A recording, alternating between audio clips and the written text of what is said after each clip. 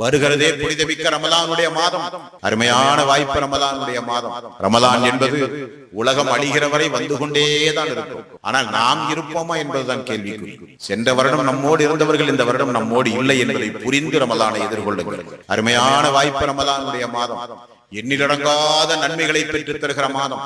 ரமலான் அல்லாத காலங்களில் சாதாரண ஒரு தஸ்பீஹ் செய்திருந்தால், ரமலான் அல்லாத காலங்களில் ஒரு 100 ரூபாய் தர்மம் செய்திருந்தால், ரமலான் அல்லாத காலங்களில் 2 ரக்காத்து தொழுதிருந்தால், ரமலான் அல்லாத காலங்களில் உம்ரா பயணம் மேற்கொண்டிருந்தால், வருகிறதே புனிதமிக்க ரமலானுடைய மாதம்.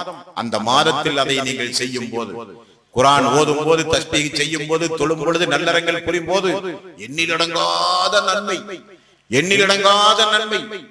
ஈமானோடு உறுதிமிக்க நம்பிக்கையோடு அந்த இரவிலே நின்று வணங்கினால், நோன்பை எதிர்கொண்டால், உஃபிர லஹு மா தகத்த